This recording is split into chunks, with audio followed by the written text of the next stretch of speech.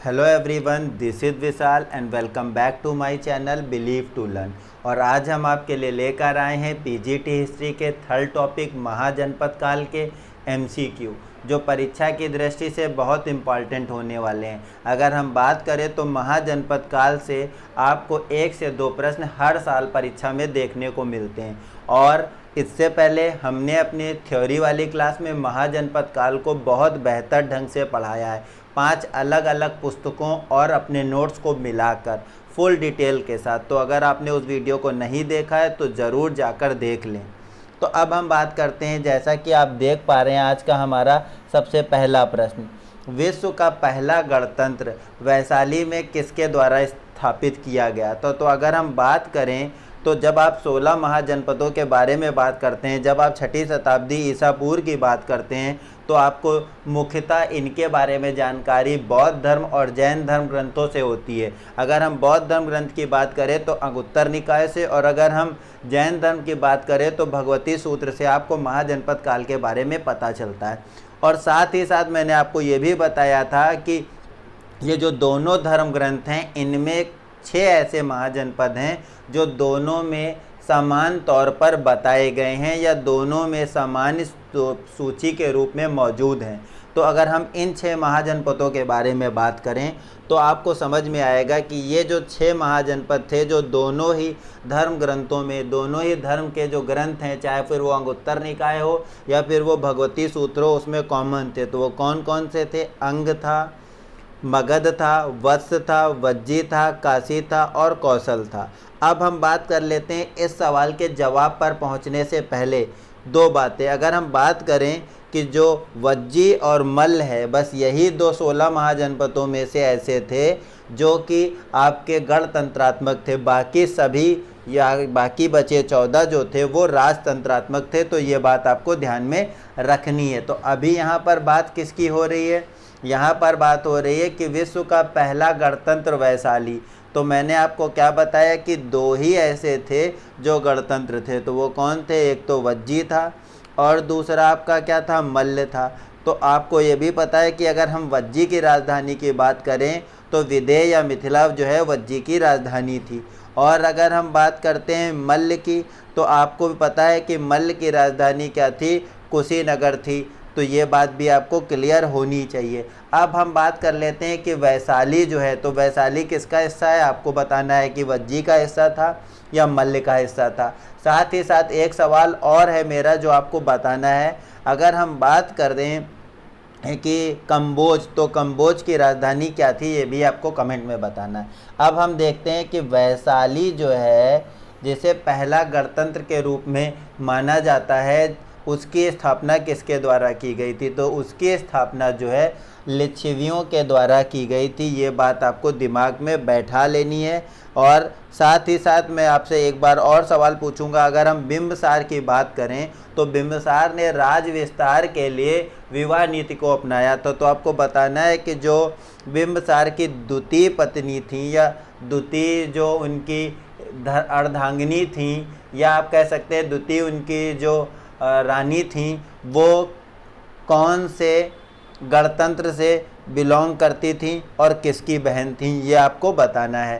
तो अब हम और आगे बढ़ते हैं। हम आपको इस वीडियो में केवल एमसीक्यू ही नहीं सॉल्व करवाएंगे, उस एमसीक्यू से जुड़ी हुई जितनी बातें हैं वो हम आपको बताते हुए चलेंगे, ताकि परीक्षा में इससे संबंधित कोई भी चीज़ आपकी गलत ना हो। छोटी छोटी बातें आपको पता होनी चाहिए।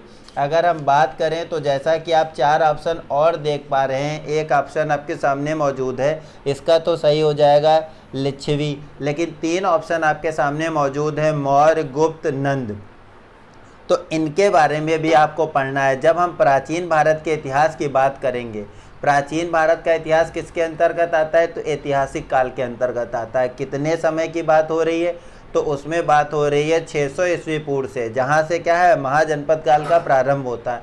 और कहाँ तक की बात हो रही है? तो 712 ईस्वी तक की बात हो रही है। तो उसमें हम लोग क्या पढ़ेंगे? उसमें के अंतर्गत हम लोग 6 हिस्से हैं जो पढ़ेंगे। कहाँ क्या पढ़ेंगे? महाजनपद काल, मगध साम्राज्य, मौर्य साम्राज्य, मौर्योत्तर काल, गुप्त साम्राज्य और हर्षवर्धन काल। तो अभी आप जब आगे जैसे जैसे आपकी थ्योरी की क्लासेस बढ़ती जाएंगी आपको ये सब भी पढ़ने को मिलने वाला है। अभी हम लोगों ने अपनी थ्योरी क्लासेस में महाजनपद काल तक कवर कर लिया है। तो अब हम और आगे बढ़ते हैं और देखते हैं सेकंड क्या है, उसको भी मैं आपको बताने का प्रयास करूँगा। तो जैसा कि आप सेकंड देख पा रहे हैं, मैं थोड़ा सा बड़ा कर देता हूँ। अगर हम बात करें कि निम्नलिखित में से कौन सा बौद्ध ग्रंथ 16 महाजनपदों का उल्लेख करता है, तो अभी मैंने वीडियो को शुरू करने से पहले ही बता दिया था। और हाँ, अगर आपने बौद्ध धर्म, जैन धर्म, शैव धर्म और भागवत धर्म के बारे में नहीं पढ़ा है तो आपको मैं बता देना चाहता हूँ कि 5 से अधिक प्रश्न आपको इन धर्मों से, धार्मिक आंदोलनों से, जो कि 6ठी शताब्दी ईसा पूर्व के हैं, हर बार पेपर में देखने को मिलते हैं। इसलिए आप उनको जाकर पढ़ लें। उसमें हमने बहुत डिटेल के साथ अलग अलग टॉपिक बनाकर उनको कवर किया है, चाहे फिर वो बौद्ध धर्म हो, जैन धर्म हो, भागवत धर्म हो, शैव धर्म हो, या फिर आपके और छोटे छोटे धर्म चल रहे थे। जब मैंने पढ़ाया था तो आपको बताया था कि जो महाजनपद काल है उसे 6ठी शताब्दी में धार्मिक आंदोलन के काल के तौर पर भी जाना जाता है।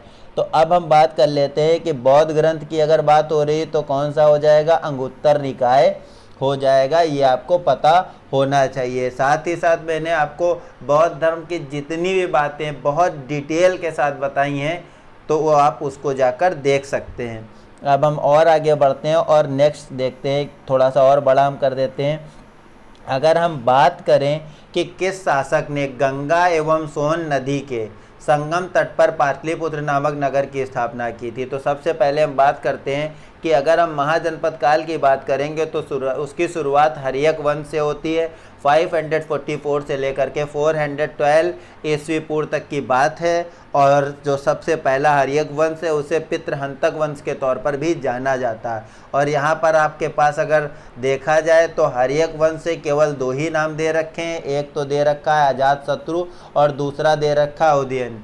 अशोक और घनानंद हर्यक वंश से बिलोंग नहीं करते हैं। तो पहले तो यही बात आपको दिमाग में बैठानी है। अब पूछा यह गया है कि गंगा और सोन नदी के संगम पर पाटलिपुत्र मतलब पटना की स्थापना किसने की, तो किसके द्वारा पाटलिपुत्र शहर की स्थापना की गई थी, नगर की? ये की गई थी अजातशत्रु के पुत्र उदयन के द्वारा, जिसका समय काल क्या है, तो उदयन का जो समय काल था वो 460 से लेकर के 444 ईस्वी पूर्व तक का माना गया है। तो ये बात आपको दिमाग में बैठा लेनी है। साथ ही साथ एक और बहुत ज़रूरी बात जो आपको दिमाग में बैठा लेनी है, अगर हम बात करते हैं कि जो बौद्ध संगीति है उसके बारे में, तो आपको ये भी पता होनी चाहिए कि प्रथम बौद्ध संगीति के जो संरक्षक राजा थे वो कौन थे, तो वो अजातशत्रु थे। ये बात आपको दिमाग में बैठा के चलनी है। और अजातशत्रु ने अपने पिता की हत्या गद्दी के लालच में की थी, ये सबको पता है, लेकिन किसके बहकावे में या भड़कावे में आकर आपको ये कमेंट सेक्शन में जाकर बताना है। साथ ही साथ आपको ये बताना है कि अजातशत्रु के पिता बिंबिसार को किस उपनाम से जाना जाता था और अजातशत्रु का क्या उपनाम है, ये दोनों आपको कमेंट सेक्शन में जाकर बताने हैं। और अजातशत्रु के द्वारा सर्वप्रथम कौन से 2 युद्ध हथियार जो बिल्कुल नए थे उनका प्रयोग प्रथम बार युद्ध में किया गया था। अब हम और आगे बढ़ते हैं और नेक्स्ट देखते हैं। ये बहुत बच्चों वाला सवाल है, सभी को पता है। अगर हम बात करें कि 323 ईस्वी पूर्व सिकंदर महान की मृत्यु हुई तो कहाँ हुई है आपको बताना है। ये सवाल मुझे नहीं लगता कि किसी का गलत होना चाहिए। आपको बताना है कि कहाँ हुई है, पारस में हुई है, बेबीलोनिया में हुई है, मैसेडोनिया में हुई है या तक्षशिला में हुई है। हर एक बच्चे को इस सवाल का आंसर पता है। फिर भी मैं आपको 2 सेकंड का टाइम देता हूँ, जल्दी से आप कमेंट करके बताएं कि इसका सही आंसर क्या होगा। तो अगर हम बात कर लेते हैं कि इसका सही आंसर क्या होगा, तो इसका सही आंसर होगा बेबीलोनिया। आपको इस बात को दिमाग में बैठा लेना है कि अगर मृत्यु की बात होगी तो उसकी मृत्यु कहाँ हुई थी, तो उसकी मृत्यु जो है वो बेबीलोनिया में हुई थी। ये बात आपको दिमाग में बैठा लेनी है। मैं इसको अंडरलाइन कर देता हूँ। और रहने वाला कहाँ का था, तो उसके लिए आप किस पे जाएंगे, अगर रहने की बात हो रही तो वो मेसिडोनिया का था, लेकिन मृत्यु उसकी कहाँ हुई थी? बेबीलोनिया में। अब आपको कमेंट में जाकर बताना है कि सिकंदर ने किस भारतीय राजा को पराजित किया था और उस युद्ध का नाम क्या है। साथ ही साथ सिकंदर के दोनों सेनापतियों का नाम भी आपको कमेंट सेक्शन में बताना है। अब हम और आगे बढ़ते हैं। खैर देखिए, जो सवाल मैंने पूछा उसका जवाब मिल गया, लेकिन आपको उस नदी के तट का नाम नहीं बताना, उस युद्ध का अंग्रेजी नाम क्या है आपको ये बताना है। सिकंदर महान द्वारा किसको हराया गया था? तो राजा पोरस को हराया गया था। और अगर मैं एक सही भारतीय के नाते कहूँ तो सिकंदर महान कितना भी हो, राजा पोरस के आगे छोटा ही साबित हुआ। ये अलग बात है कि उसकी बड़ी सेना ने राजा पोरस को पराजित किया, लेकिन राजा पोरस ने उसको हर तरह से अपने कृत्यों से, अपने महान कार्यों से और अपनी जिंदा दली से सिकंदर को मजबूर कर दिया उसका लोहा मानने के लिए। तो अगर हम बात करें किस नदी के तट पर हुआ था, तो झेलम नदी के तट पर हुआ था। अब आपको ये बताना है कि जो सिकंदर है उसने कुल मिलाकर कितने देशों पर विजय प्राप्त की थी। अब हम और आगे बढ़ते हैं और देखते हैं नेक्स्ट क्वेश्चन। बहुत सरल क्वेश्चन है। सिकंदर के आक्रमण के समय उत्तर भारत पर किस राजवंश का अधिकार था या कौन राजा था? तो बिल्कुल बच्चों वाला सवाल है। सभी को पता है कि जब सिकंदर ने आक्रमण किया था तो उस समय भारत में नंद वंश था। इसके संस्थापक कौन थे आपको कमेंट में बताना है। ये किस जाति के शासक थे आपको कमेंट में बताना है। साथ ही साथ आपको ये भी बताना है कि जो इस वंश के संस्थापक थे उन्हें और कौन कौन से उपनाम थे या और कौन कौन सी उपाधियां प्राप्त थीं। और इस वंश का जो अंतिम शासक था उससे पहले और जिस शासक ने इसकी स्थापना की उनके बीच में कितने और राजा हुए उनके नाम भी आपको बताने हैं। अंतिम कौन था तो मैं आपको क्लियर कर दे रहा हूँ, बात हो रही है घनानंद की। स्थापना किसने की थी तो भी मैं आपको क्लियर कर दे रहा हूँ, महापद्मनंद ने। इनकी उपाधियाँ आपको बतानी है और इनके बीच में जो राजा हुए हैं उनको भी आपको बताना है। नंद वंश के और कौन कौन से राजा हुए हैं घनानंद तक पहुँचने के समय में, ठीक है। मतलब आपको ये कमेंट करके बताना है, इससे पता चलेगा कि आपकी तैयारी कितनी है। एमसीक्यूज के अंदर में जो सवाल पूछूंगा वो बहुत डीप पूछे जाएंगे। उन सवालों का जवाब अगर दे पा रहे हैं आप तो मुझे लगेगा कि हाँ आपकी तैयारी बहुत अच्छी है। आपको ये बताना है कि आजीवक संप्रदाय के जो संस्थापक कौन थे। मैं ऐसे ही सवाल आपसे पूछता रहूँगा। आपको ये बताना है अगर हम बात करते हैं खुदक निकाय की तो उसके बारे में, उसके अध्ययन से हमें किस चीज़ की जानकारी मिलती है। अब हम और आगे बढ़ते हैं और बात करते हैं नेक्स्ट क्वेश्चन की। तो अगर हम बात करें कि मगध की प्रथम राजधानी कौन थी, तो मगध की अगर प्रथम राजधानी की बात करें तो आप फिर सबसे पहले पहुंच जाएंगे कहाँ? बिंबसार के समय में। और बिंबसार का जो समय था वो 544 से लेकर के 412 ईस्वी पूर्व तक का माना गया। और बिंबसार एक जो है बहुत प्रतापी राजा था। साथ ही साथ आपको ये भी पता है कि इसकी राजधानी क्या थी, तो गिरिव्रज या राजगृह थी। अब बिंबसार के समय कौन एक वैद्य जो है बहुत नामी गिरानी था, जिसका बहुत नाम था, और उस वैद्य को बिंबसार ने किस राजा के लिए भेजा था? उसके प्राणों को बचाने के लिए। और उस राजा को कौन सी बीमारी थी और बिंबसार किसके समकालीन है ये भी आपको बताना है। तो अब हम और आगे बढ़ते हैं और हम बात कर लेते हैं किस शासक द्वारा सर्वप्रथम पाटलिपुत्र को राजधानी के रूप में चुना गया। बढ़िया क्वेश्चन है, बच्चे कंफ्यूज होते हैं और गलत कर देते हैं। अगर हम बात करें तो आपके पास ऑप्शन दे रखा है अजातशत्रु, जो कि आपको मैंने बताया कि बिंबसार के जो है वो पुत्र हैं, हर्यक वंश के द्वितीय शासक के तौर पर गद्दी पर आसीन होते हैं। अगर हम कालाशोक की बात करें तो ये किससे हैं, आपको इनके बारे में दो बातें बतानी है। एक तो ये कि कालाशोक इतिहास में क्यों प्रसिद्ध हैं, और दूसरा ये कि किस वंश के ये शासक थे। चलिए शासक की बात हम करते हैं तो ये शिशुनाग वंश के शासक थे। ये सरल है, आप बता लेंगे, लेकिन ये क्यों फेमस थे आपको ये बताना है। तीसरा ऑप्शन है आपके पास उदयन, ठीक है। तो अगर हम बात करते हैं उदयन की, तो आपको पता है कि उदयन के द्वारा ही क्या है, सर्वप्रथम पाटलिपुत्र नगर की स्थापना की गई थी। और अगर जब किसी व्यक्ति के द्वारा उस नगर की स्थापना की गई है तो आपको ये भी पता होना चाहिए कि जब उसने स्थापना की है तो वही उसको क्या करेगा, राजधानी के रूप में उसका चयन करेगा, क्योंकि राजधानी के लिए ही उसका क्या किया गया था, निर्माण कराया गया था। तो ये बात आपको दिमाग में बैठानी है। अगर हम कनिष्क की बात करें तो आपको पता है कि कनिष्क जो है चौथी बौद्ध संगीति के संरक्षक थे या राजा थे। लेकिन कनिष्क के बारे में आपको ये बताना है कि कनिष्क ने कौन से मार्ग पर कब्जा कर रखा था, और साथ ही साथ आपको ये भी बताना है कमेंट सेक्शन में जाकर के कनिष्क किस वंश का शासक था, और कनिष्क के द्वारा कौन से नए तिथि कैलेंडर को प्रारंभ कराया गया, या कौन से वर्षों का प्रारंभ कराया गया, आपको बताना है। विक्रम संवत का, शक संवत का, ईस्वी सन का, आपको इनमें से ऑप्शन को चुनकर सही ऑप्शन बताना है। अब हम और आगे बढ़ते हैं और नेक्स्ट देखते हैं। बहुत सरल क्वेश्चन है, उज्जैन का प्राचीनतम नाम क्या है? तो आप जल्दी से बताएं। हमारे हिसाब से हमें लगता है कि 80% स्टूडेंट्स को ये पता होना चाहिए। तो अगर हम बात कर लेते हैं कि उज्जैन का प्राचीनतम नाम क्या था, तो इसका प्राचीनतम नाम अवंतिका था। ये बात आपको पता होनी चाहिए। हमें नहीं लगता है कि ऐसे छोटे छोटे प्रश्न आपसे गलत होने चाहिए। अगर आप ऐसे प्रश्न गलत करते हैं तो फिर बहुत दुख की बात है। अगर हम बात करें, बहुत बहुत इम्पॉर्टेंट क्वेश्चन है, अगर हम बात करते हैं कि जो हमारे हर्यक वंश के संस्थापक बिंबसार थे, तो जब उन्होंने कौशल देश की राजकुमारी से विवाह किया, जहाँ के शासक प्रसेनजीत थे, उनकी बहन से जब उन्होंने विवाह किया तो दहेज स्वरूप उन्हें क्या प्रदान किया गया था, क्या मिला था, कौन सा ऐसा था राज्य जिसके बारे में आपको बताना है कमेंट सेक्शन में। अब हम और आगे बढ़ते हैं और हम बात करते हैं नंद वंश के संस्थापक, तो महापद्मनंद सबको पता है। नागार्जुन आ गया, बहुत ज़बरदस्त। आपको नागार्जुन के बारे में बताना है कि बौद्ध धर्म से कौन सी ऐसी बातें हैं जो नागार्जुन से जुड़ी हैं, और नागार्जुन किस चीज़ के लिए प्रसिद्ध है।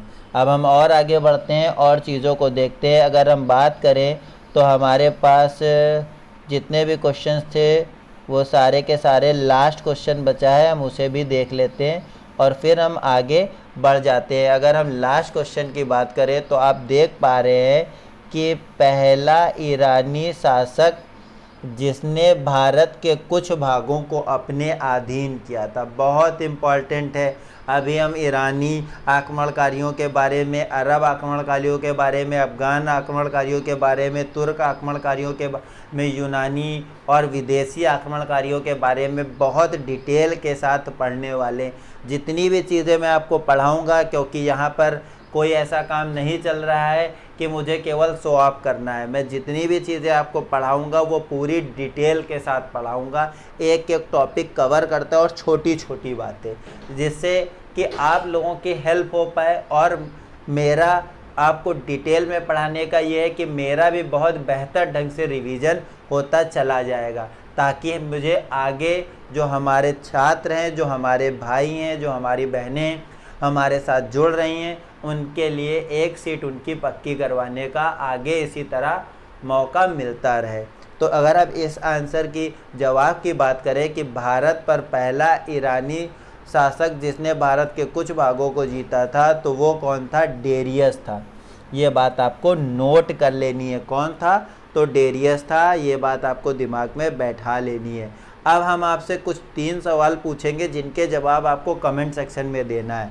अगर हम बात करें कि ग्रीक लेखकों द्वारा किस शासक के लिए अग्रमीज प्रयोग किया गया है, अग्रमीज शब्द का प्रयोग किया गया है, किसके द्वारा? ग्रीक लेखकों के द्वारा।